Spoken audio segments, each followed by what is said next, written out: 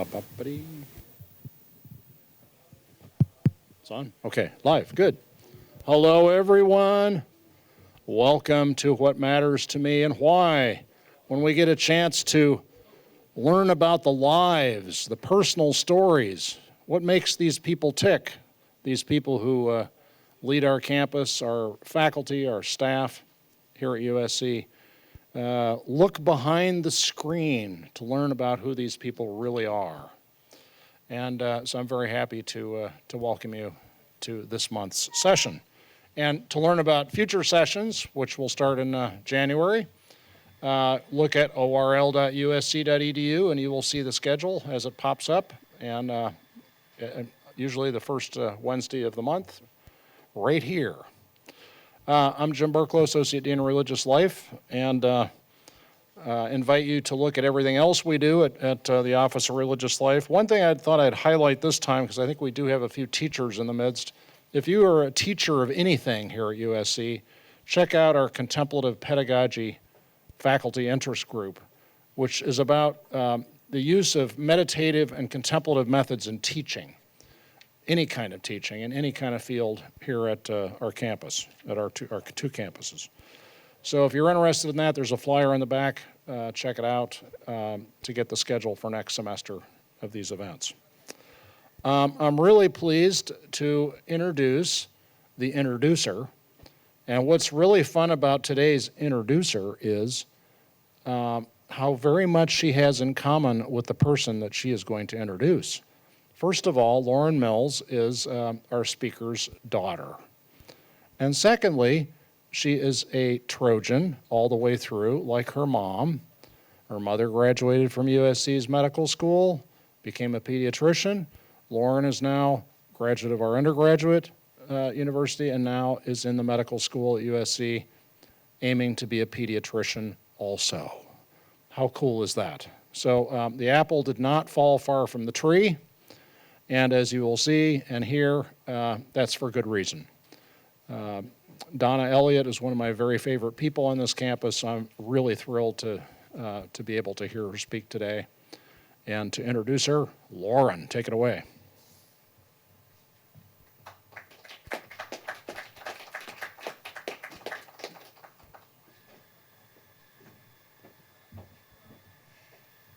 Thank you, Reverend Burklow. Today I have the pleasure of introducing to you Dr. Donna Elliott. She's a remarkable woman known to many as either a professor of clinical pediatrics or the senior associate dean for student and educational affairs at the Keck School of Medicine. But to me, she's also known as Mom. While Dr. Elliott has dedicated her career to education and mentorship, earning her numerous teaching awards, including the Mellon Award for Excellence in Mentoring and the Excellence in Teaching Award from USC, she has only taught me how to tie my shoes. Well, I'd be lying to you. I guess that's not entirely true. She has also taught me the importance of family and friendship, the value of empathy and honesty, to never be afraid to be your true self, and that chocolate can solve almost any problem. I had the privilege 3.5 years ago, when I transitioned from being a daughter to both a daughter and a medical student, I had the privilege of witnessing her commitment to education and skill for mentorship firsthand. I have always known how fortunate I've been to have a great mother and role model, but now I've also been lucky enough to know a passionate educator, a thoughtful advisor, and a caring pediatrician. Please help me in welcoming my mom, Dr. Donna Elliott.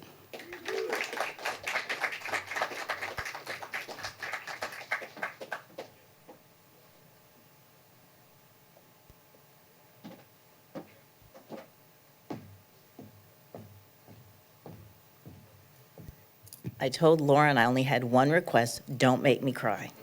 Yeah, we almost made it. So thank you for this unique opportunity.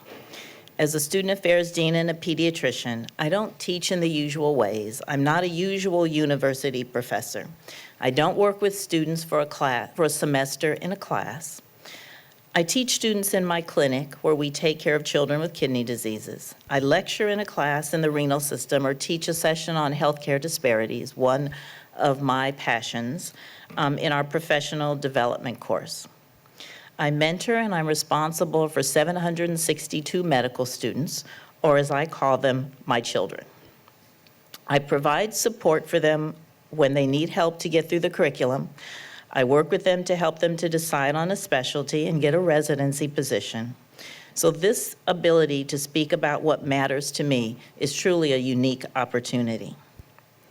So as I began to think about what matters to me and why, I actually found this to be a difficult question. How could I possibly articulate everything that matters to me in a few minutes? How could I decide?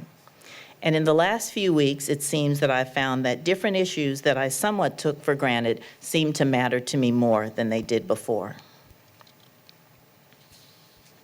So what does matter to me? Family matters. My nuclear family, my parents, my extended family, my work family, my family of friends. And the last two are certainly not mutually exclusive. I grew up as an only child raised by two African-American parents. They lived in America that I don't know, or at least I thought I did not know. They were activists in the civil rights movement. They instilled in me their values of hard work, education, family first, and doing for others. I was raised in the Presbyterian Church, and religion was a large part of my life growing up. My parents and my extended family valued hard work and education. I worked from the time I was 16 years old, and I've never stopped. I attended USC, happily to be a Trojan, but in fact, because they offered me a full tuition scholarship. My frugal, post-Depression era parents had also instilled in me the value of the almighty dollar. My parents now have both died, but the values they instilled in me I will carry forever, hope that I have passed them on to my children, and they will pass them on to theirs. I grew up with a large and important extended family. Every Sunday was spent with family at our house or at someone else's, playing with, and then as we got older, hanging out with my cousins. Those cousins are my best friends and my surrogate siblings to this date. I married my high school boyfriend in prom date. Many years, 7 of those spent apart many years later. We've been married for 30 years, or as my daughter says, 30 years. We have 2 amazing children who make me proud on a daily basis. You met my youngest. My oldest daughter is a lawyer, a clinical law professor, working with post-incarceration youth, helping them reintegrate into society with as few legal blemishes as possible. I'm certainly proud of their accomplishments, but I'm most proud of who they are as people. They are both committed to a career path of service. They are kind, generous, forgiving human beings. They live their lives with integrity, with hope, and with purpose. And my children are now my mentors and my teachers, and I learn from them on a daily basis. I love to work.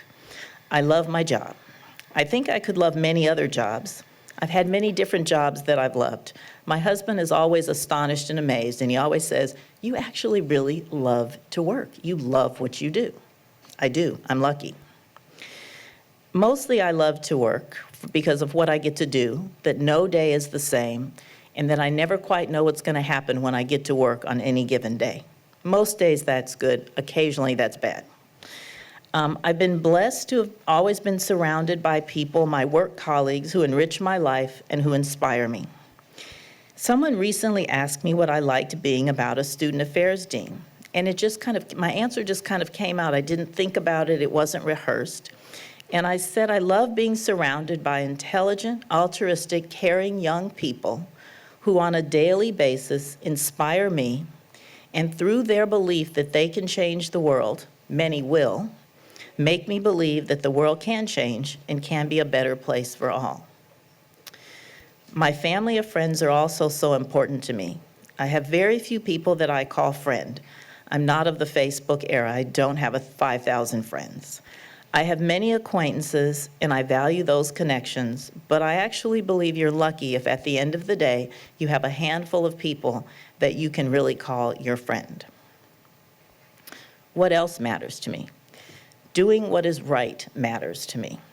Not what is easy, not what is expeditious, but what is right. I'm a big fair person. I want things to be fair. And when I was younger, I thought that was my responsibility. I wanted to make sure that the right things were done and that the wrongs were made right. As I have aged, I've developed what my daughters call mom's universe theory. If someone does something inappropriate, if someone gets away with something, I say, don't worry about it, the universe will take care of it. I don't have to anymore. I said I grew up in the church and religion was a big part of my life. And I'm now not part of an organized church, but I would say that I'm a spiritual person. Maybe that's why I can embrace the universe theory. I think we're all ultimately accountable for just ourselves, and it took me a long time to get to that point. That doesn't mean that we don't mentor, provide guidance, or counsel. That's a big part of my job as a student affairs dean on a daily basis. But we mentor and provide guidance to allow others to learn how to make their own decisions, to be accountable for the ones they make, and to hopefully make good decisions, good being whatever that means for them. I no longer feel that I have to right all the wrongs, but I do believe I have to do the right thing for the right reason, and that I need to hold others accountable to doing the same. It's not always easy, but it's always important, and it's always the right thing to do. The question my attending physician when I was a resident taught me to ask whenever I had a difficult choice regarding patient care, do I need to do the spinal tap? Should I keep the patient in the hospital another day? Was to ask myself what I would want someone to do if that patient were me or one of my loved ones. What would I want that answer to be? When you ask yourself that question, I found that the answer is always the right choice, always the right course of action. I found that to be true in medicine, and I found that to be true in life. What else matters to me? Making a difference matters to me. It doesn't need to be public. It doesn't need to be grand, but I need to feel like I'm making a difference. I'd always planned to be a pediatrician. I went to medical school to be a pediatrician, which makes me not super useful when my students come to me and say, how do I make this choice? How did you make your choice? And I was like, oh, I didn't really make a choice. I kind of knew that part of things. I'd planned to work in the community. The community being an underserved, predominantly African-American community. This was my community. Not the one I grew up in, as I'd grown up in a middle-class neighborhood, never wanting for anything. But this was the community I felt I was called to serve. This is how I was going to make a difference. Then near the end of my residency, I had a crisis of identity, a crisis of conscience, a crisis of purpose. I did not want to be a pediatrician working in a community clinic. I wanted to work in a hospital. I wanted to teach. I wanted to work with students and residents. I wanted to care for acutely ill patients. I had family members and friends who were physicians or healthcare providers. When I would want to talk to them about that, really be very critical and very harsh and tell me that I didn't really have a choice, that that was my responsibility to do what I originally had planned. That was the right thing to do. But a mentor of mine, an African-American faculty member, a pediatric hematologist, who, by the way, had great Lakers season tickets and at times gave them to residents, and that was back in the era of Showtime Lakers, so it was always fun to go. He gave me permission to do what I wanted and showed me how I could still be true to my goal of making a difference. I could help train, educate, and unleash an army of future physicians, students and residents. If I trained them well, I, through them, could do great work. I don't mean train them well academically. I take that for granted. They're all amazingly intelligent. But train them to be empathetic, compassionate, altruistic, and caring. I could educate them about healthcare disparities and multiply my reach to those communities I was initially destined to serve. Ensure that equitable healthcare is provided in those communities and that healthcare in those communities is provided by people who care. I could teach by role modeling, by example of how I treated patients, students, residents, and colleagues, of how I did my best for every patient. So that was the path I took. And I could have never imagined where it led me over my career. I've been truly blessed to have had a rich and rewarding career that has had many unexpected turns. I'm now looking forward to retirement in about 5 years, and I'm wondering what is just around the next bend in the road. What will be my last stop on this great journey? I've learned to be uncomfortable with what lies ahead, to be open to the unexpected, and not to be afraid to adjust the plan and take a chance. And anyone who knows me knows that I love a good plan. So for me to be open to adjusting or completely discarding the plan is really an accomplishment. I hope I've taught my children to give to others, to be generous of spirit and act, and to live their life with integrity. I hope my students have learned how to care for people, not just for patients. I hope my friends know they can ask anything of me, and I will do my best to be there for them. And I hope at the end of the day, I will have made at least a small difference in someone's life and hopefully made it better. Thank you.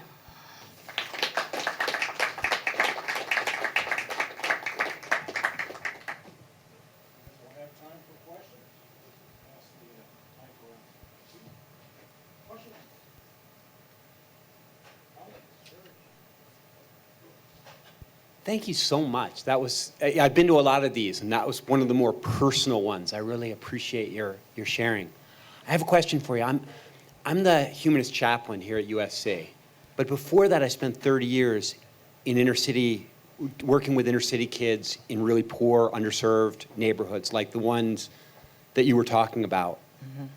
When you had your crisis of faith, I mean, I had one of those too. When I came here to USC, I convinced myself that I wasn't abandoning the poor, but that I was going to come here and I was going to mobilize and inspire young people to go serve the poor. And it sounds like that was kind of what you were hoping to do. Yes. On a really practical basis, I'm wondering, because I have all these students here and we talk about justice and we talk about the needs of the poor, but I'm not sure if I'm really actually convincing any of them to change their career paths and go there. And I'm wondering if you've learned anything over the course of your career about actually taking young people who are on this path and convincing them to actually invest their lives in serving the poor and serving the oppressed. It's a great question. I think there are two ways I've thought about doing that. First, there's students that come in that's who they are. And how do you nurture that, support that, lift that up for others to see so that you ensure their success in their path? I think about our students who have Schweitzer fellowships, our students who go to work in third world countries, our students who are interested, who have come from working in third world countries. So some of it is a little bit in my world of who we select as they come in, students that have that mindset of really wanting to serve the underserved. The other way, I think, is I've positioned myself at the county hospital. Most of my practice over my life has been at the LA County Hospital, a little bit at LA Children's, which is a very similar patient population. But I feel like how the role modeling and how we demonstrate how we provide care for our underserved patients in the county hospital and how we respect them and how we teach our students that it's an honor that they allow us to be in their lives, that as opposed to a right that we can walk across the street and we're the doctors in the white coats and they should be grateful to have us. I think it's completely turning that 180 degrees. Hopefully inspires our students to think more broadly about who they might want to take care of.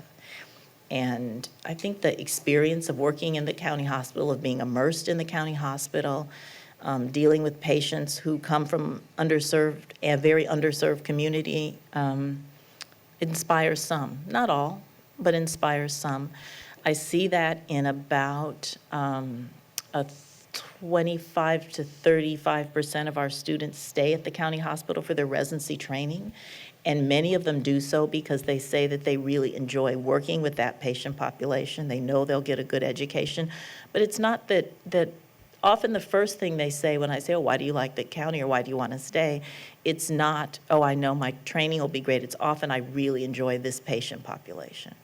So I'm hopeful by immersing them in that hospital and having the experience, and for them learning how enriching that and rewarding serving underserved patients can be, is inspiring. Thank you. Others?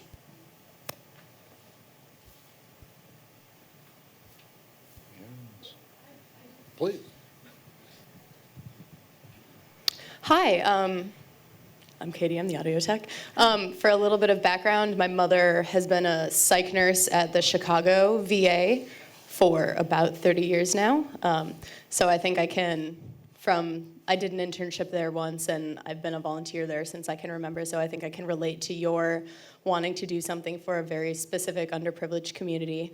But I'm wondering, as a pediatrician in Los Angeles, what your thoughts are for trying to get up-and-coming medical students to try to go into pediatrics, to try to be general practitioners when they could go off and be a fancy doctor in a fancy private hospital and make millions, when what American healthcare really needs right now is those people to kind of make the sacrifice to not live the glamorous medical life, but actually be serving the people who really need it, and how you kind of help push your students into the kind of going off of that question, not only to serve the underprivileged community, but to take the less glamorous job for a less glamorous paycheck.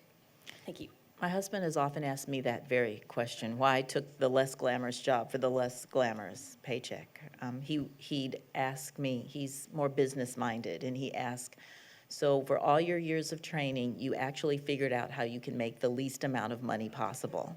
And I said, look what I accomplished. And my answer is always, but honey, I'm happy. So if I could answer that question in a definitive way, I would have solved the nation's healthcare crisis, right? So we struggle of how to encourage our students to go into primary care, which is really what I think you're asking. And we've learned that some of it is, again, through exposure, through nurturing that interest when they come in. So we have special programs, special tracks where students who express an interest when they come into medical school, that we try and support them in that interest. Role models are huge. We have some amazing role models in primary care and family medicine, peds, general, internal medicine, trying really to engage the students with those role models and have the students understand why we do what we do, and hope that you engage some to do that. And you don't want to engage everyone, because we need specialists and subspecialists, but how do you keep a core group in primary care? And we're so excited this year. We have a class of about 200 this year graduating, and that about 50 are going into internal medicine, about 20 into peds, and about 20 into family medicine. It's one of the largest populations of primary care trainees that we've graduated in any one class. But we've been really intentional about trying to nurture that. But I think the things that were important to me, I think the role modeling is really important. It won't happen if you don't pay attention to it. And it's also back again to who you select. You know, do you select people who have worked in communities, who've expressed interest in taking care of people, or do you enroll people, accept people who've, more exclusively been in a research lab? You're going to get a very different outcome depending on where you start. And you want a little of everything. That's what makes life interesting. But to be intentional on recruiting and mentoring and nurturing an interest in primary care.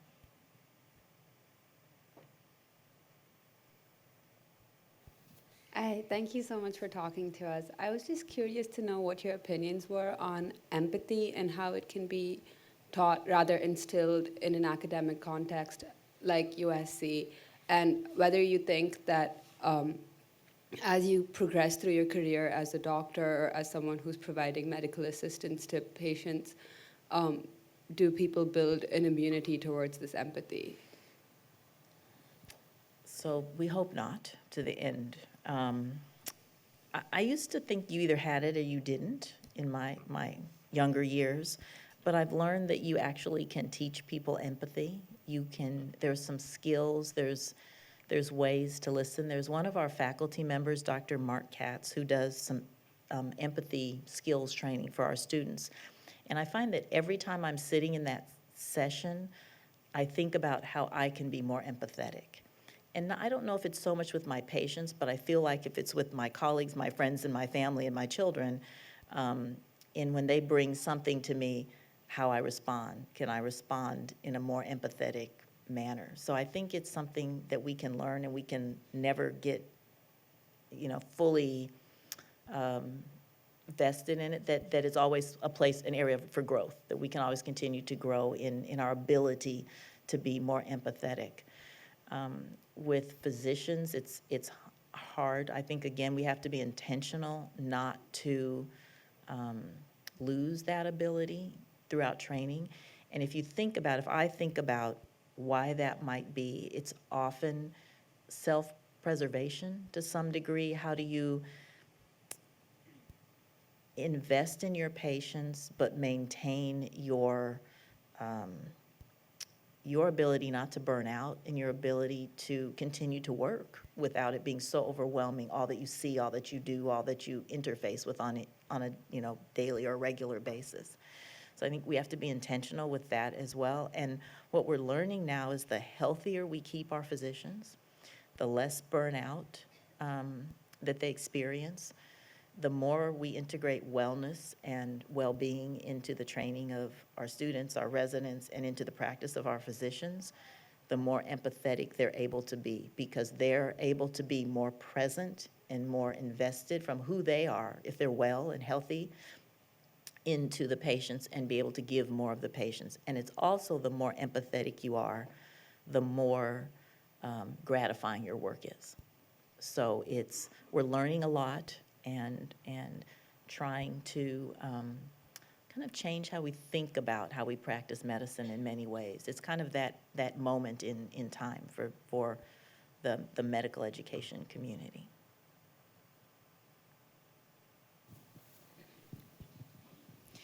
So something I've been reflecting on a lot, particularly this month, is how you cultivate meaningful conversations, and beyond that, even relationships with people who might not share your values or your convictions.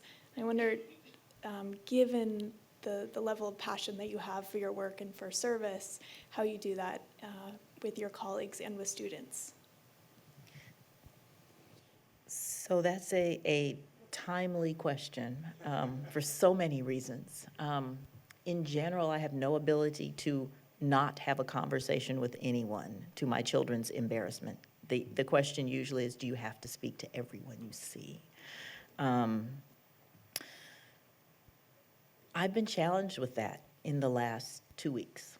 We have a student who posted something or tweeted, I guess, and then it got captured and posted on Facebook, and with everyone's 5,000 friends to the next 5,000, it obviously spread, not just to our campus, but to our alums, to physicians, to people that I didn't even knew who we were as a medical school. We were getting emails from. And I had to have a conversation with the student. And I found myself having to really think hard and long about how to do that in a way that wasn't judgmental and that wasn't imposing my beliefs on this conversation. And we got a few comments from some of the other faculty about, not in defense, but in wanting us to all respond in the appropriate manner. about freedom of speech. And someone said, remember, if you're going to talk to the student, you don't want to impinge on their ability. They have free speech. They can say whatever they want. And I said, that's true. And that's something we value as a country. But what I'm not sure the student understood was the responsibility of, or the impact their free speech would have on themselves.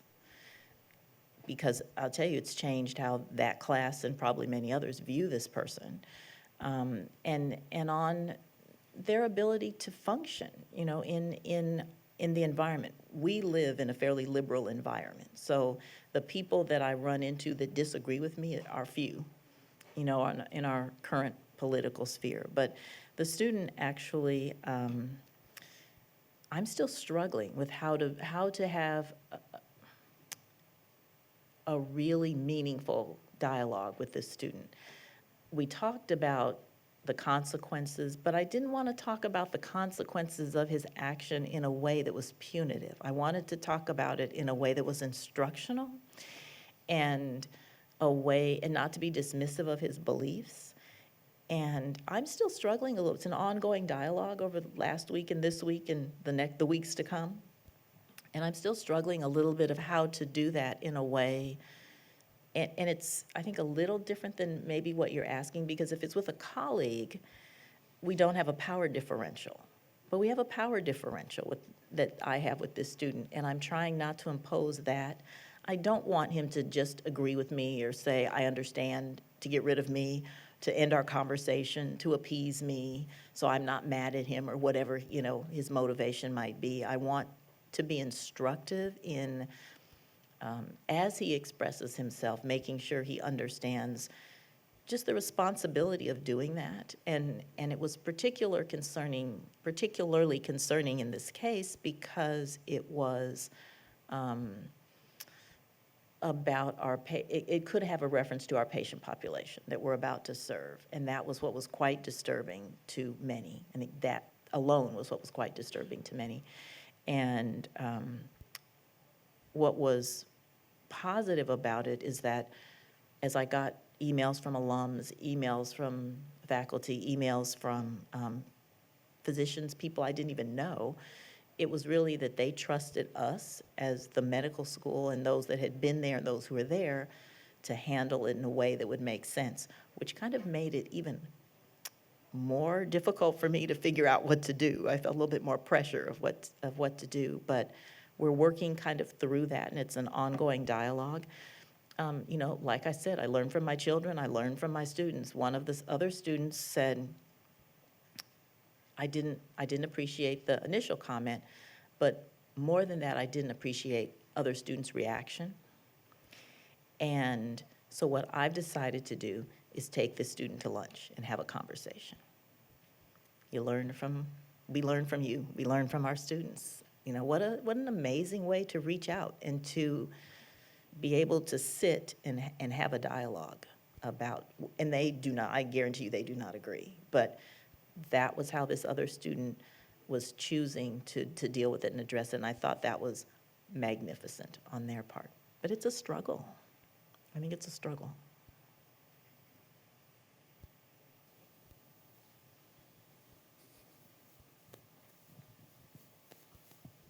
So, sort of on that note, just following up, what do you see, in a broader sense as the role of the physician in our sort of changing world in terms of, the public policy?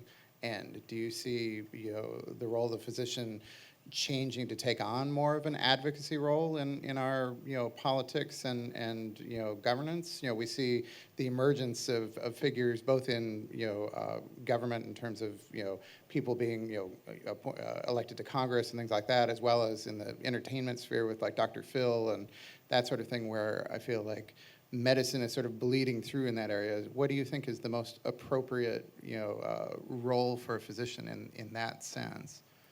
So, hi, Scott. Hi.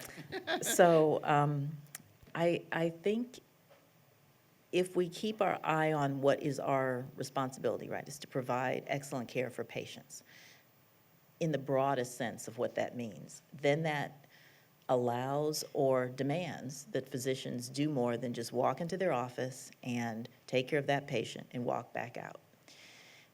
And so we're intentionally training students in other ways. We have students that are getting MPHs with their MD degrees, MBAs, really looking at how we can incorporate advocacy and business of medicine and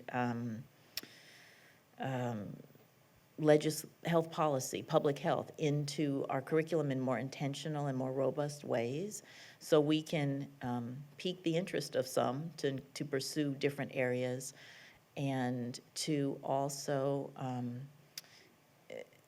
empower them to go out and really be advocates for patients in whatever way that means. We have students who are involved in the California Medical Association, the American Medical Association, involved in different political or advocacy groups, and we really encourage and support that. I think it's really whatever it takes to take care of patients. So patients need health care, patients need access to physicians, patients need access to medications. So me walking into my office and taking care of that patient and walking back doesn't address any of that. And so how do we, as a community of physicians, some people walking in their office and taking care of patients have to do that. That's what we need them to do. But in total, in mass, we have to figure out how we can make sure patients get the care that they need. And so how do we do that? And I think that means breadth, adding some of the breadth to it. I don't know if we need to run for elected office, but I know we need to have voices in various political areas as well.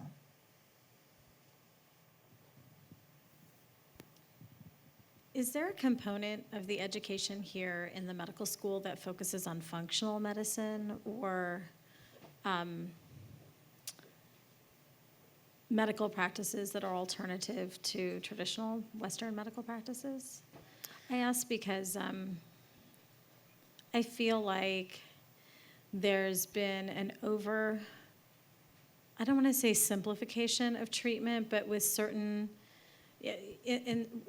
problems, there seems to be more of a push in traditional medicine to, just towards drugs and surgery, whereas in these alternative forums, there are a myriad of other opportunities that have proven in various ways to be potentially helpful to not helpful, depending on whatever research you read. So I'm just curious, in speaking with someone from a medical school, what the direction is and kind of recognizing that and to go along with the advocacy piece and incorporating that type of thinking into the training of future medical providers. So along with health disparities, one of my areas of interest is cultural competence. So or cultural humility, teaching our students to be culturally competent. So the first step on that journey of incorporating less traditional methods or non-allopathic methods into our healthcare is acknowledging that they exist, is asking patients about them, learning about how patients use them, learning the value for any particular patient or the willingness or the interest of a particular patient in pursuing non-allopathic options. And so that's something that's in our curriculum that I've taught, that I've had grants to develop some national models for cultural competence education. So that I'm passionate about. In terms of actually teaching complementary or alternative healthcare modalities to students, we do it at the margin. We don't do enough of it.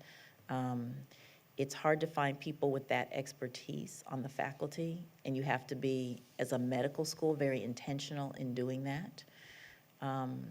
We have a new dean as of about 4 weeks, maybe 3 weeks, who does have some interest. He grew up in India. He went to medical school in India. And in an initial conversation with him about complementary or alternative, and we were starting to give the speech, right, of why this could be important. And he was like, I get it. And so it's really thinking about how do we integrate it in a way that makes sense? Where do we get the expertise? And we're starting to kind of feel that out. There are a few schools who do it very, very well and have large institutes, but very few that really actually do it that way. So we're getting there, just starting to get there. But thank you for your question. I'll make a plug for USC Institute for Integrative Health. We do have a center for that on campus now. It is a small but growing and lively group. So, Yeah, and we're having good conversations with the director and trying to figure out what we can do. But it's in general in allopathic medicine, it's really at the margin of what we teach. That's very true. Other questions? I have one. Donna, how have students changed since you've been in your position? And how have you responded to that change? I'm glad you gave me the time frame since I've been in my position. They're vocal, they're more vocal, I think. They hold our feet to the fire more. They're not shy about expressing their wants or their needs. And that's all a good thing. At first blush, we don't always feel that it's a good thing, but it's a good thing.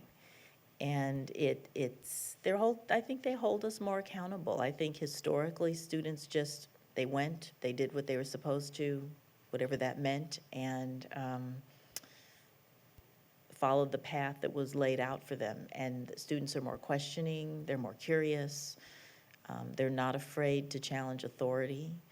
And I think that's ultimately good. It's sometimes surprising in the moment that it happens, but I think it's good. That's who we want leading healthcare, people that are curious and engaged and interested and fearless and questioning and not accepting. And that's how they'll make great strides in discovery, and that's how they'll make great strides in advocacy, and that's how they'll make great strides in patient care. But at times, as an administrator, it is challenging. But I think it's all together, it's good. Just to follow on to that, what changes have happened in the kinds of students that you enroll? I think students from more diverse backgrounds, more diverse experiences. I was sitting in a room recently with our veterans, and having students who've been on nuclear subs, on the front line in Afghanistan, another one who was kind of the communications person of intercepting communication. They can't tell me too much, right?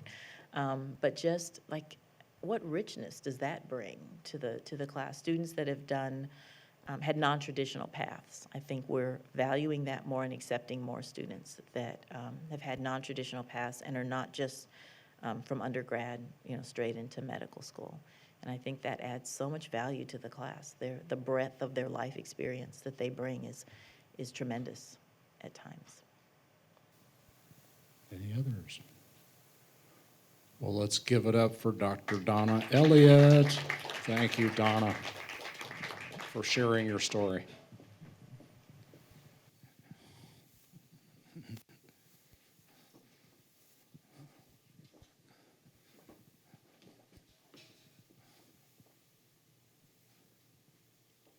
And I just want to thank everyone for coming this afternoon and for all of your thoughtful questions. I wanted to thank again my mom, Dr. Elliott, for her very generous words about what matters to her and why. So on behalf of the student committee on what matters and why, I present you with this journal so that you can continue to record what matters to you and why. So thank you again.